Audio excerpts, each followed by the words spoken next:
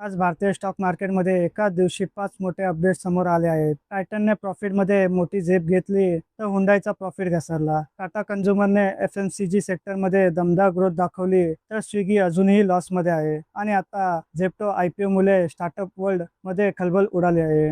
नमस्कार मित्रांनो, बाजार तडकामध्ये आपलं मनापासून स्वागत आहे. तर चला सुरुवात करूया आजच्या Q4 रिझल्ट कडे, म्हणजेच टायटन कंपनी पासून. तर चला सुरुवात करूया टायटन कंपनी पासून. टायटनने Q4 फायनान्शियल सर्व्हिस मध्ये दमदार निकाल जाहीर केले आहेत. कंपनीचा कन्सोलिडेटेड प्रॉफिट 35% वाढून 1179 कोटीवर पोहोचला आहे.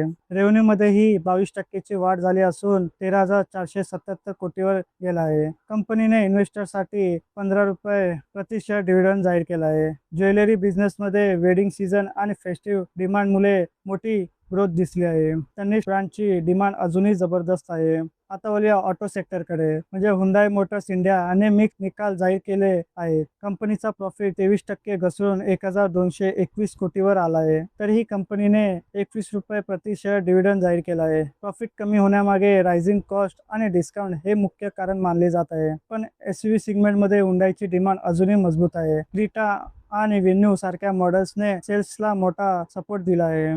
कंपनी आता EV सेगमेंटवर मोठा फोकस करत आहे. तर आता पुढे FMCG सेक्टरमधील मोठी बातमी म्हणजे टाटा कन्झ्युमर प्रोडक्टने Q4 मध्ये स्ट्रॉंग ग्रोथ दाखवली आहे. कंपनीचा प्रॉफिट 21% वाढून 419 कोटी झाला आहे. रेव्हेन्यू मध्ये 18% ग्रोथ झाली असून 5,434 कोटीवर पोहोचला आहे. बोर्डने ₹10 डिव्हिडंड जाहीर केला आहे. टाटा संपन्न आणि ऑर्गॅनिक इंडिया सारख्या हेल्थ फोकस ब्रँडची डिमांड वाढली आहे. आता वळूया ई कॉमर्स सेक्टरमध्ये. स्विगीने देखील आपला Q4 रिझल्ट जाहीर केला आहे. स्विगीचा लॉस कमी होऊन 800 कोटीवर आला आहे, पण रेव्हेन्यू मध्ये तब्बल 45% ग्रोथ झाली आहे. इंस्टामार्ट क्विक कॉमर्स बिझनेसमुळे कंपनीला मोठा फायदा होत आहे. फूड डिलिव्हरी बिझनेसला आता प्रॉफिटेबल कडे जात असल्याचं मॅनेजमेंटने सांगितलं आहे. आता वळूया स्टार्टअप वर्ल्ड मध्ये सर्वात चर्चेत असलेल्या कंपनीकडे. तर क्विक कॉमर्स स्टार्टअप झेप्टोला सेबी कडून IPO अप्रुव्हल मिळाला आहे. रिपोर्टनुसार झेप्टोचा IPO 1 बिलियन पेक्षा मोठा असू शकतो. मार्केटमध्ये चर्चा आहे की IPO साईज 8,000 कोटी ते 12,000 कोटी दरम्यान असू शकते. झेप्टोने काही वर्षातच